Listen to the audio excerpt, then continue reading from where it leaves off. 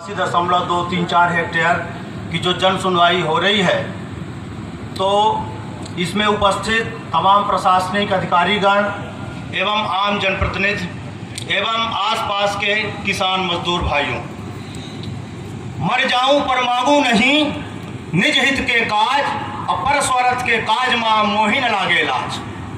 साथियों, यहाँ पर जो प्रदूषण नियंत्रण बोर्ड के तरफ से जन सुनवाई हो रही है, ये सिर्फ दिखावा है इस क्षेत्र की जनता और किसानों के लिए। इनका पहले से ही पूरे जितने उद्योगपति हैं, इनकी सब अधिकारी कर्मचारियों से पहले से सेटिंग हो चुकी है। ये वही स्थान है जमुना, जहां बारूद फैक्ट्री लगने के लिए यहाँ पर किसानों के बीच में आ करके और इसी तरह की जन सुनवाइयाँ करके और यहाँ बारूद फैक्ट्री लगने का प्रस्ताव रखा गया था। लेकिन जमुना की जनता ने यहाँ पर निश्चय किया कि यहाँ बारूद फैक्ट्री नहीं लगेगी। ये क्षेत्र जो है सबसे सतना जिले के अंदर रामपुर तहसील उपजाऊ क्षेत्र है और यहाँ पर खाद्यान्न की जो मात्रा है, जो रबी और खरीफ में उत्पादन का रकबा है, वो सबसे ज्यादा इस क्षेत्र के अंदर है। सभी जमीनें सिंचित हैं, 2 फसली जमीनें हैं, लेकिन इसके बाद भी तमाम प्रशासनिक अधिकारी बैठे हुए हैं। सिर्फ मैं बताना चाहता हूं, प्रदूषण नियंत्रण बोर्ड की एक फॉर्मेलिटी, एक दुकान है प्रदूषण नियंत्रण बोर्ड, ये दुकान खोले हुए हैं। अगर किसान पराली जला दे तो प्रदूषण होता है। यहाँ प्रिज्म सीमेंट नाम का फैक्ट्री लगी हुई है, जेपी सीमेंट की बगल में रिवर सतना से लगी हुई है। इनके खिलाफ शिकायत की गई, लेकिन इनके पास कोई किसी प्रकार की कार्रवाई नहीं हुई। बगल में यहाँ तुर्की गांव है जमुना से लगा हुआ, इसी जनपद क्षेत्र का है। 10 फीट तक कोयला जमा हुआ है। आंदोलन हुए, कलेक्टर साहब का घेराव हुआ, 50 किलो कोयला उनके दरवाजे पर फेंक दिया गया, लेकिन इनको जांच के लिए समय नहीं मिला। यहाँ कोलवासी का प्राण लग रहा था। ये प्रदूषण नियंत्रण बोर्ड के सब बिके हुए लोग हैं, ये जनता के लोग नहीं हैं। जनता के टैक्स से सिर्फ इनको तनख्वाह दी जाती है। मैं कहना चाहता हूँ, किस नियम और कानून की आप बात कर रहे हैं? भूमि अधिग्रहण अधिग्रहण 2013 क्या कहता है? भूमि अधिग्रहण कानून ये कहता है कि 70% तक जो है उसमें ग्राम सभा की मंजूरी ली जाएगी। हमारे केपी सिंह पूर्व वक्ता ने बात रखी, क्या ग्राम सभा से एनओसी ली गई? ग्राम सभा में सरपंच का लेटर पैड जरूरी नहीं होता है, ग्राम सभा की अनुमति होती है। ग्राम सभा में उपस्थित गांव की जनता की राय ली जाती है। ग्राम सभा में गांव का जो मतदाता वो ग्राम सभा का सदस्य होता है। क्या वहां पर ये बातें रखी गई? बिल्कुल नहीं रखी गई। दूसरी बात कि यहाँ पर लीज के लिए, खनिज पट्टा के लिए जो ये जन सुनवाई हो रही है, इस जन सुनवाई में 70% जब उपजाऊ जमीन है, जमीनों के लिए नियम कानून क्या कहता है? कानून कहता है कि जहां बंजर जमीनें होंगी, ऐसी जमीन जहां कृषि योग्य भूमि नहीं है, उन जगहों को चिन्हित करके वहां लीज के लिए दी जाए। लेकिन कानून की खुलेआम धज्जियां उड़ रही है। फिर यहाँ पर जो है मैडम जी, अनुभागीय अधिकारी संकेत शर्मा जी भी बैठी हुई हैं, तहसीलदार रामपुर कमला बैठा है। बगल में यहाँ भी जगराहट गाँव है लगा हुआ, बिना भू प्रवेश के पूरे मंच के माध्यम से पूरी जिम्मेदारी के साथ मैं कहता हूं, कलेक्टर साहब अजय खट्टेसरिया जी को दिया गया, मैडम को दिया गया, विभागीय अधिकारी को आपने आश्वस्त किया, यहां से लेकर के खनिज शाखा को दिया गया। कमलाकांत परस्ते यहाँ के माइनिंग इंस्पेक्टर हैं, 10,000 रुपए महीना बधाए, किसी का 20,000 बधाए, किसी का 50,000 बधाए। वो सारी अर्जियां हमारी धूल फांक रही है इनके दफ्तरों में, कोई सुनने के लिए तैयार नहीं है। इसलिए जनता के बीच में ये पहला प्लेटफार्म है, यही एक जन सुनवाई एक माध्यम है आम जनता के लिए, जिसमें प्रशासन भी मौजूद है, प्रबंधन भी मौजूद है, यहाँ के जनप्रतिनिधि भी मौजूद है और आम जनता किसान मजदूर भी मौजूद है, जहाँ हम अपनी बात रख सकते हैं। नहीं तो इनके दफ्तरों में तो बात रखने का भी अधिकार नहीं है। कलेक्टर के ऑफिस में डालमिया और प्रिज्म सीमेंट और जेपी सीमेंट के मालिकों की अलग कैबिन बनी हुई है। आम जनता को 5 मिनट में जन सुनवाई करके निपटा देते हैं, कार्रवाई क्यों नहीं है? मैं पूछना चाहता हूं, माननीय मैडम जी, आप यहाँ पर जो है संकेत शर्मा जी, आप भू अर्जन अधिकारी हैं, गृह प्रवेश के बिना भू प्रवेश के जगराहट में उत्खनन चालू है। 40 ट्रैक्टर एक साथ अवैध उत्खनन करके पत्थर ले जा रहे हैं। ग्राम पंचायत की सड़कों की हालत देख लीजिए, खस्ता है पूरी, प्रधानमंत्री सड़क चलने लायक नहीं बची है। लेकिन कोई नहीं, डंपर बड़े बड़े क्या कहता है, प्रधानमंत्री सड़क जो परियोजना है उसके जो भोपाल के आदेश है, वो आदेश है कि 10 टन से ऊपर परिवहन नहीं होगा, लेकिन किसी कोई नियम कानून कायदा नहीं है। प्रदूषण नियंत्रण बोर्ड जिनकी जिम्मेदारी है, यहाँ पर घमीरा नाम का एक पौधा होता था गांव में, बिल्कुल विलुप्त हो गया। औषधियाँ जो होती हैं वो औषधियाँ ग्रामीणों के अंदर नहीं पाई जा रही।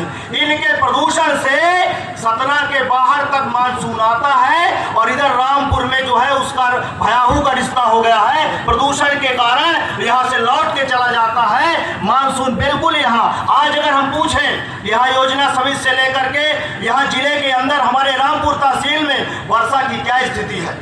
पहले जो रबी और खरीफ में जो बारिश होती थी, बारिश जो होती थी उसकी जो है कुल मिला के अगर 80% बारिश होती थी तो आज 20% भी बारिश नहीं हो रही है। बारिश का आंकड़ा इतना कम गया है कि रबी और खरीफ में हमारी फसलें खराब हो रही है। बारिश तो हो नहीं रही। बिजली विभाग ने 3 के कनेक्शन 5 के कर दिए बिना पूछे, बिना नोटिफिकेशन के। किसान तो सब कुछ, किसान और मजदूर सबके लिए हल्का है, जो चाहेंगे नियम कानून लाएंगे और उसके बाद अगर बगावत करेंगे तो पुलिस के पास डंडे हैं, राज सत्ता के 5 अंग होते हैं, न्यायपालिका, कार्यपालिका, विधायिका, पुलिस और सेना, इनको खड़ा करके हमारे ऊपर डंपर चला करके, गोलियां चला करके हमसे जमीनें छीन ली जाएगी। इसलिए मैं पूरे विश्वास के साथ और जिम्मेदारी के साथ ये बात मैं आपके बीच में रखना चाहता हूँ कि ये जन सुनवाई जो है इसका हम लोग पूरी तरह से विरोध करते हैं। यहाँ पहले से प्रिज्म सीमेंट नाम का उद्योगपति है, जेपी सीमेंट नाम का उद्योगपति है, यहाँ बाबूपुर में जेपी सीमेंट का प्लांट है। यहाँ पर कतई कोई आवश्यकता नहीं है लीज देने के लिए, इसलिए कि यहाँ पर जो भी किसानों की, ये जमुना गाँव है, यहाँ पहले जेपी सीमेंट की जन सुनवाई हो चुकी।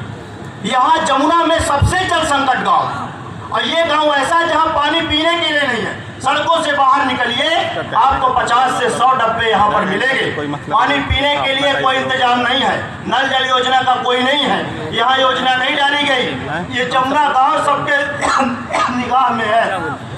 लेकिन मैं कहना चाहता हूँ कि जो है यहाँ पर जमुना के लोग जो है आसपास के लोग, हम सारे लोग संघर्षशील लोग हैं, संघर्ष के लिए जाने जाते हैं, हम लोग संघर्ष करेंगे।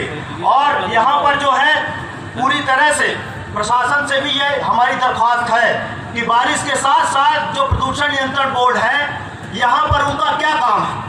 मैं ये जानना चाहता हूँ कि इस क्षेत्र के अंदर प्रदूषण से हमारी फसलें पूरी तरह से खराब हो गई। यहाँ सड़कें हैं, रबी और खरीफ की फसलें हैं, वो धूल धक्कड़ के कारण आज उनका उत्पादन का आप रेशियो देख लीजिए।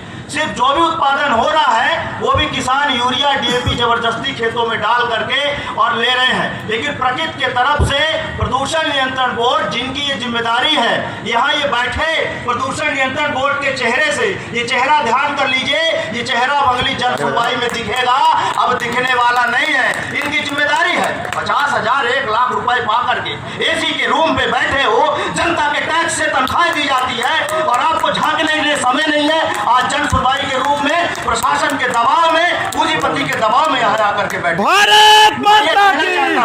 इसलिए जो है यहाँ जब गांव के अंदर अगर हमारे गांव में अगर रबी या खरीफ के जो आत्मनिर्भर हुआ है किसान अपने उत्पादन करके, लॉकडाउन है, कोरोना वायरस में जो है पूरे देश के अंदर हालत खस्ता है। लेकिन मैं पूछना चाहता हूं कि यहाँ जरूरत क्या थी। यहाँ सबसे ज्यादा जरूरत है प्रशासन को अवैध उत्खनन को रोकने के लिए। प्रदूषण नियंत्रण बोर्ड को यहाँ आना चाहिए।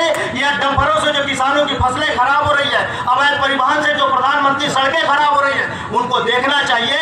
इसके बजाय इनके लिए इनके पास समय नहीं है। किसान का खसरा गड़बड़ हो जाए तो 10 साल पेशी किसान रामपुर तहसील में जाता है। छोटा सा काम पड़ जाए, इस टेबल से उस टेबल, आज आना, कल आना, परसों आना, इसके लिए इनके पास समय नहीं है। लेकिन आज इनके पास समय ढाल मियाज के जो है जन सुनवाई में इनके पास लग गया समय। इसलिए मैं ये बात कहना चाहता हूँ कि आप तमाम किसानों से भी कि ये मुकालते में ना रहे।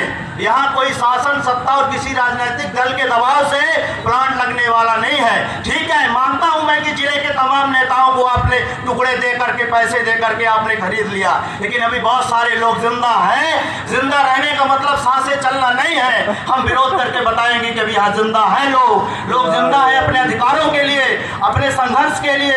इसलिए जमुना गांव में यहाँ जो हो रही है इस मुकालते में मत रहिएगा। यहाँ फैक्ट्रियाँ लग गई थी, बहुत सारे नेताओं की जो है चमचागिरी करने के लिए लगने की कोशिश की जा रही थी, लेकिन कॉमरेड यमुना प्रसाद शास्त्री जी के अगुवाई में यहाँ आंदोलन हुआ और आज तक जमुना फैक्ट्री जो बारूद फैक्ट्री लग रही थी उसके ईंटों पत्थर का पता नहीं है। ईंट कहाँ है, पत्थर कहाँ है, सिर्फ मैदान है। इसलिए इस एरिया से लगा हुआ। दूसरी महत्वपूर्ण बात, फॉरेस्ट लैंड और रेवेन्यू लैंड का मध्य प्रदेश में झगड़ा चल रहा है। फॉरेस्ट लैंड कहाँ से है, रेवेन्यू लैंड कहाँ से है, कौन सी जमीन वन भूमि की है, कौन सी जमीन राजस्व की है, इसका भी नहीं। यहाँ पर अभी तो मध्य प्रदेश की सरकार ने भी ये फैसला ले लिया है कि अब वन भूमि को भी निजी पूंजीपतियों को देने के लिए विकास के नाम पर। इसलिए इनकी नज़र जमुना ही क्यों सब दौड़े चले आते हैं। जहाँ देखे प्रिज्म हो, जेपी हो, डालमिया हो अल्ट्राट्रैक हो, जमुना इसलिए कि जमुना में जो जन सुनवाई ये 89 हेक्टेयर की करने जा रहे हैं। 89 हेक्टेयर ये करेंगे। इसके बाद करीब 250-300 हेक्टेयर जमीन वन भूमि इनके दिमाग में है कि 89 का लीज कराएंगे और 250 हेक्टेयर 300 हेक्टेयर जंगल की जमीन खोद करके और यहाँ पर पत्थर का जो है सीमेंट प्लांट बनाने की तैयारी। इसलिए तमाम लोगों से मेरी ये गुजारिश है, बातें बहुत सारी हैं, मुद्दे बहुत सारे हैं, तमाम रिकॉर्ड हमारे पास हैं, दस्तावेज हम लोगों के पास हैं। बारिश को जो स्थिति है, मैं अगर पूछूं इस जन सुनवाई के हम लोग जब जनप्रतिनिधि जो भी है किसान अपनी बात रखें तो यहाँ प्रशासन और माननीय यहाँ जो भी सक्षम अनुभागीय अधिकारी के अलावा और जो एडिशनल कलेक्टर जो भी आए हों, प्रदूषण नियंत्रण बोर्ड के अधिकारी आए और हमारे इन प्रश्नों का जवाब दें। इसलिए हम प्रश्न रख रहे हैं। आप बताइए, आपने प्रदूषण नियंत्रण बोर्ड के अधिकारी कितने दिन इस क्षेत्र में प्रदूषण को आपने जांचने के लिए आए, बताइए हमको।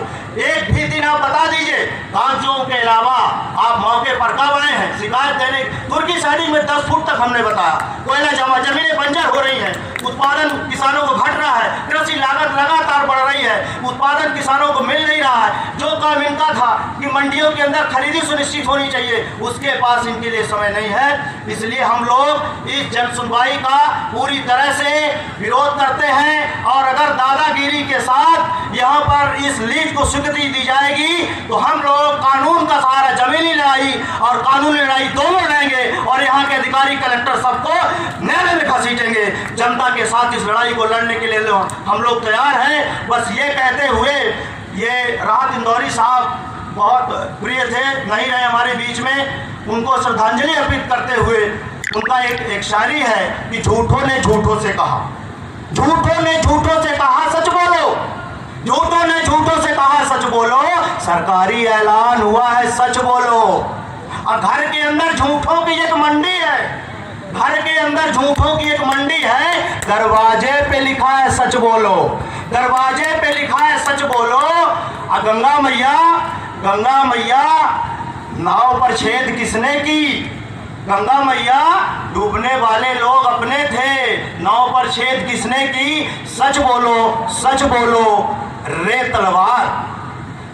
तलवार अब तेरी खैर नहीं, गर्दन ने बगावत कर दी है, गर्दन ने बगावत कर दी है। इंकलाब जिंदाबाद, किसान मजदूर एकता जिंदाबाद। पूरी तरह से हम लोग Messrs Dalmia cement Bharat limited के इस लीज का विरोध करते हैं। हमें 1 इंच जमीन हम यहाँ नहीं देना चाहते हैं, जमीन ही देना है। यहाँ अगर तो आदिवासी भूमिहीन आवासीय पट्टे के लिए आंदोलन कर रहे हैं, सड़कों पर है, जमीनों पर है, रैलियां कर रहे हैं, सड़कों को जाम कर रहे हैं। इतना ही अगर आपको जमीन देना है तो यहाँ का मूल निवासी आदिवासी जो मध्य प्रदेश का मूल निवासी है, आज जो 30 बाई 50 के पट्टे के लिए तरस रहे हैं, माननीय मैडम जी अनुभागीय अधिकारी आपके दफ्तरों में इनकी अर्जियां फांक रही है, रोज जनसुनवाई में शिकायत हो रही है, उनको जमीन देने के लिए आपके पास समय है, न वक्त है, न कलम आपकी चल रही है, लेकिन लीज के सब लोग बैठे हुए हैं। इस लीज का पूरी तरह से हम लोग जो है विरोध करते हैं और ये कहते हुए कि कली बेच देंगे, चमन बेच देंगे, कली बेच देंगे, चमन बेच देंगे, धरा बेच देंगे, गगन बेच देंगे। मेरे साथियों, समय रहते जाग जाओ, नहीं ये देश के बिचौलिए शासन प्रशासन पतन बेच देंगे। इंकलाब जिंदाबाद, किसान मजदूर एकता जिंदाबाद।